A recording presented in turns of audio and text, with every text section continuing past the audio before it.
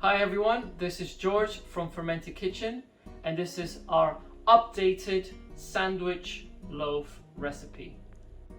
The biggest changes are extended bulking times, reduced amount of starter, and also now we are scoring it to give it this beautiful finish. The end result is spongier and more delicious crumb.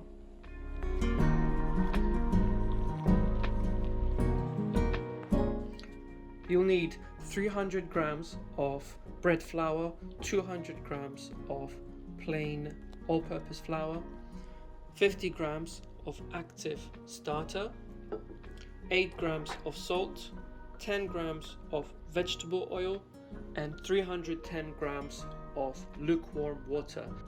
As it's fairly cold in our kitchen, as it's winter, we're using lukewarm water, but if it's warm where you are, just cold water will be fine. Add salt and starter.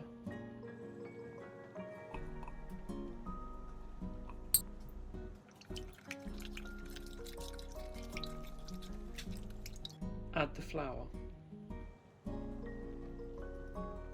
Do not add the oil yet.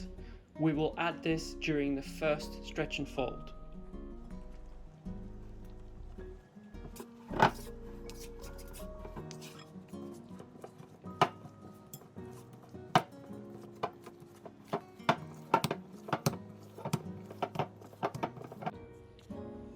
Cover it with damp cloth.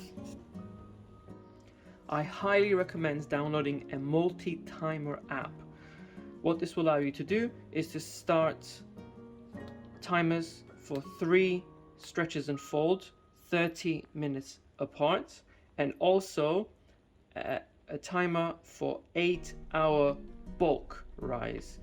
Because it's about 19 degrees in the kitchen, I'm gonna do an 8-hour bulk, but in the summer, or if it's a lot warmer where you are, I would maybe set it for 6 hours and check the progress then. The dough has been resting for 30 minutes, and before we do our first stretch and fold, we're going to add our 10 grams of oil. Adding the oil at the beginning will mess up the gluten development of the dough, so that's why we add it at this stage.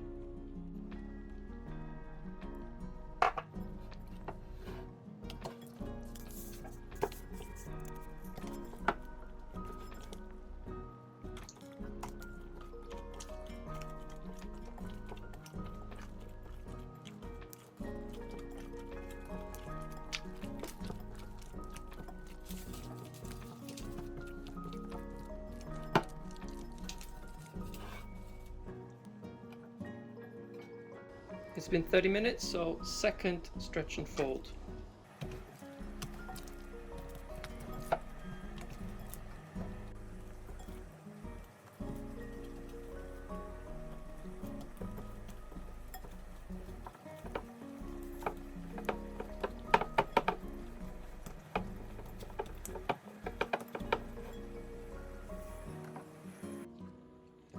So it's third and final stretch and fold.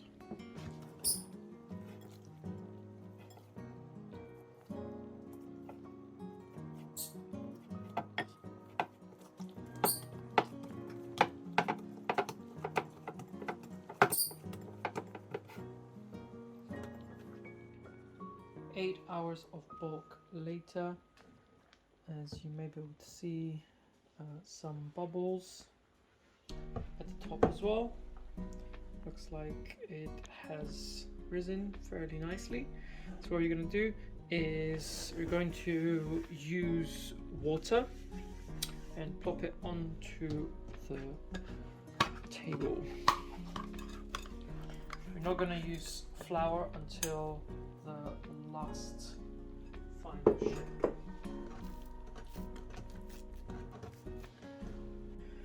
With wet hands, essentially we're going to want to pre-shape it.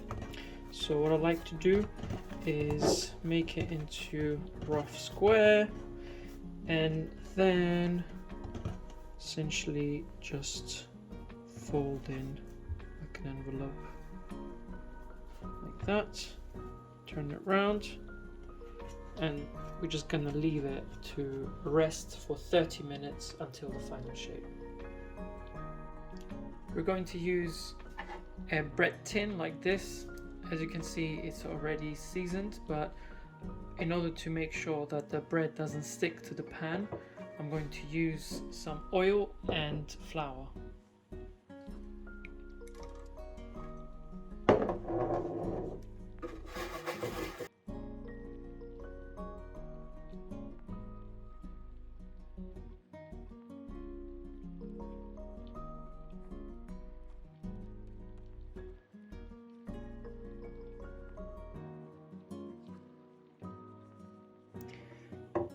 The tin measures about 20 centimeters on 12 centimeters on 11 centimeters. Time for the final shape of the dough. We're going to use some bread flour, just sprinkle it on top. Use the scraper, turn it upside down, shape it into a square.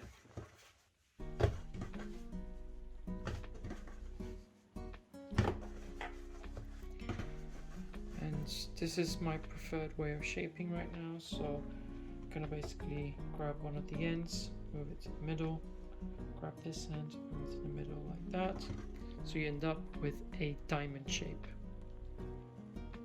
Something like this.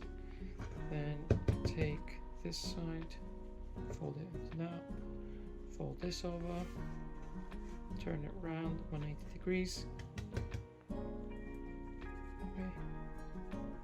That way. And then what we're going to do is basically we're going to fold it in half on this crease. Fold it over like that. And then we're going to pull it towards ourselves to basically tuck in this bit underneath, at the same time pulling it towards ourselves. You can also tuck the sides in. And as you can see, ended up with kind of like a burrito type shape, which is holding its shape. Put some flour on your scraper, some on your hand, lift it up, and put it in. It's just under 20 degrees in the kitchen. To be honest, I would like this to be a bit more puffy before I put it in the fridge, so I'm going to cover this and let it sit on a counter for 1 hour and a half.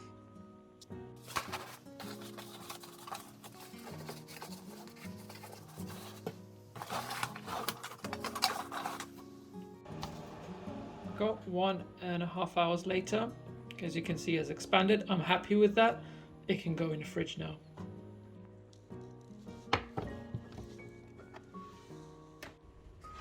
So this has been in the fridge for 12 hours.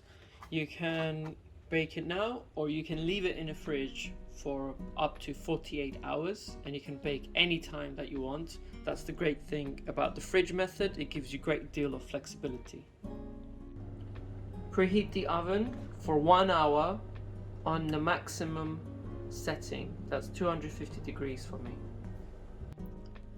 For comparison, this dough has been in a fridge for 36 hours because I essentially made this dough a day before we did this one.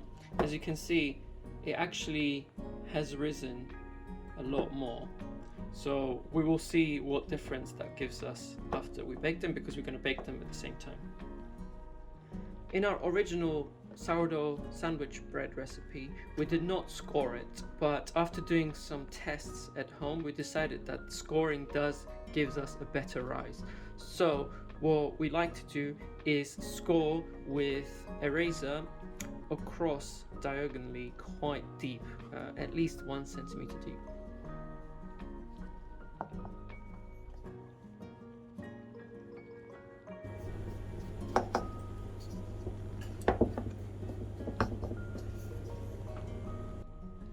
You may need to go over the scoring again. As you can see, it kind of has binded again, so just make sure that it is definitely separated. That's fine there. Just before you put it in the oven, I recommend spraying the sandwich loaves with water. That way the crust doesn't form too quickly and it can continue to rise. As you can see, I've got some other stuff in the oven at the moment as well, but that's fine.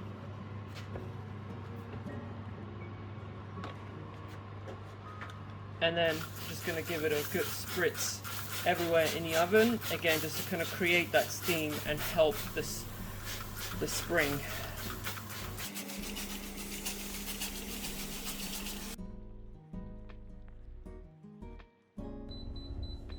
We'll bake it for 15 minutes on the highest setting, which is 250 degrees. After 15 minutes, we're going to drop the temperature down to 200 degrees and we're going to set the timer for 25 minutes.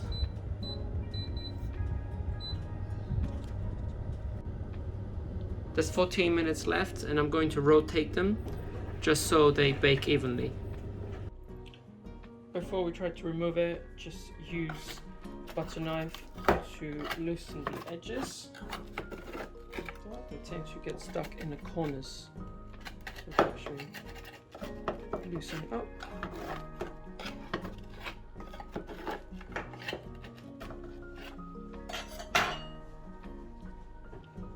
And then flip, let's see if it comes out. Yep, it's coming out. If it doesn't come out, don't worry, just leave it in a tin for about 10 minutes and it should loosen up and come out on its own.